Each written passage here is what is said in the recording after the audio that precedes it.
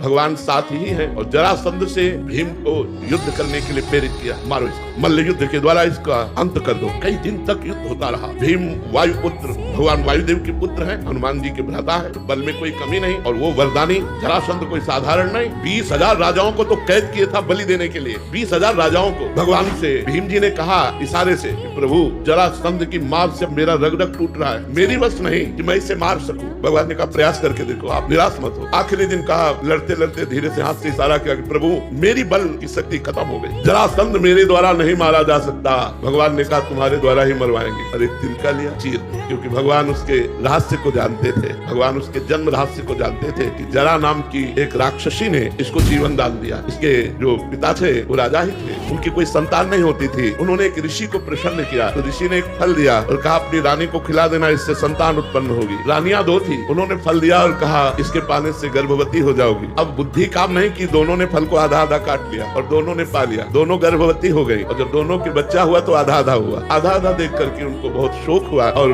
फेंकवा दिया। जरा नाम की महान तपस्विनी थी राक्षसी, लेकिन आकाशचारी, सिद्धों की समस्त सिद्धियां और महान तपस्विनी। उसने देखा कि 2 बालक की इस तरह के 100, उसने कहा जियो जियो जियो। वो सिद्ध तपस्विनी जे ही ऐसे किया, दोनों जुड़ गए और बच्चा रोने लगा। उसको पता था, महाराज के पास गई और कहा ये आपकी संतान। उनका मेरी संतान तो मृत पैदा हुई थी अलग अलग, तो उनका मैंने जोड़ दिया, मैंने जोड़ दिया। संधि माने होता है जोड़ना। जरा नाम की राक्षसी, उसने संधि किया, इसलिए नाम रखा गया जरासंध। तो भगवान उस रास्ते को जानते थे, भगवान ने उसको चीर दिया एक तिनके को और ऐसे फेंका। भीम को भगवान ने अब बल दिया, उठा के पटक दिया और तिनके की तरह चीर कर फेंक दिया। फिर भी वो जुड़ गया के भीम ने कहा प्रभु, तो प्रभु ने फिर उल्टा फेंका, तो दोनों शांत हो गए। तो जब भीम हार गए तब भगवान ने अपना बल दिया।